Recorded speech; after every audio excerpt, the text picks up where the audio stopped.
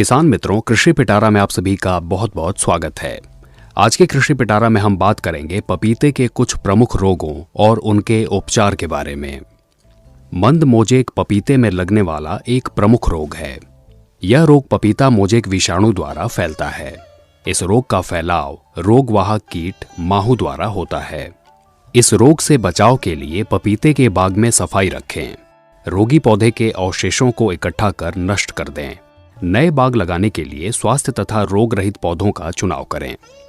एक बात का ध्यान रखें कि रोगग्रस्त पौधे किसी भी उपचार से स्वस्थ नहीं हो सकते हैं, इसलिए इन्हें उखाड़कर जला देना बेहतर होता है।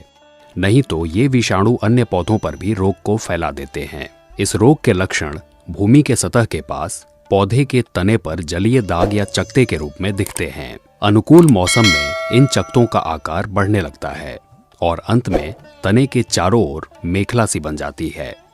रोगी पौधे के ऊपर की पत्तियां मुरझा जाती हैं तथा उनका रंग पीला पड़ जाता है।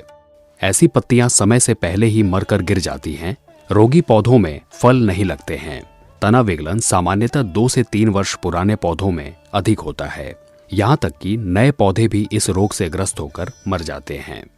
इस रोग से बचाव के लिए पपीते के बागीचे में जल निकासी का उचित प्रबंध करना चाहिए, जिससे बागीचे में पानी अधिक समय तक नहीं रुका रहे। रोगी पौधे को शीघ्र ही जड़ सहित उखाड़कर जला देना चाहिए। ऐसा करने से रोग के प्रसार में कमी आती है। यह भी ध्यान रखें कि जहां से पौधे उखाड़े गए हों उस जगह पर दूसरी पौध बिल्कुल न लगाएं। अगला रोग है आर्द्र पतन। आर्द्र पतन की रोकथाम के लिए पौधशाला की क्यारी भूमि की सतह से कुछ ऊपर उठी हुई होनी चाहिए। मृदा हल्की बलुई होनी चाहिए। यदि मृदा कुछ भारी हो तो उसमें बालू या लकड़ी का बुरादा मिला देना चाहिए। क्यारी में जल निकासी का उचित प्रबंध होना जरूरी है, ताकि पौधशाला में अधिक देर तक पानी न जमा हो सके। इसके अलावा इस बात का भी ध्यान रखें कि बीज की बुआई घनी नहीं हो। अगला रोग है सर्कोस्पोरा पर्णचित्ती। पपीते को प्रभावित करने वाला यह एक प्रमुख रोग है। इसके लक्षण पत्ती व फलों पर दिखाई देते हैं।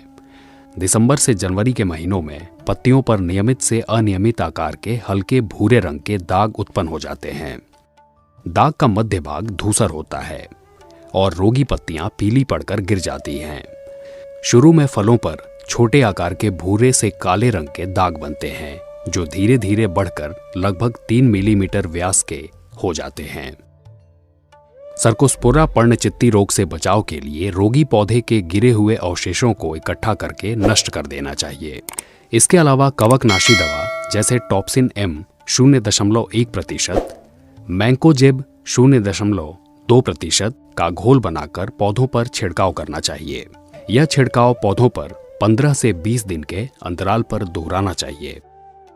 तो किसान मित्रों, पपीते के प्रमुख रोगों पर केंद्रित ये था आज का कृषि पिटारा। आप सुनते रहिए रेडियो पिटारा। मिस्ड कॉल लगाओ, सुनते जाओ।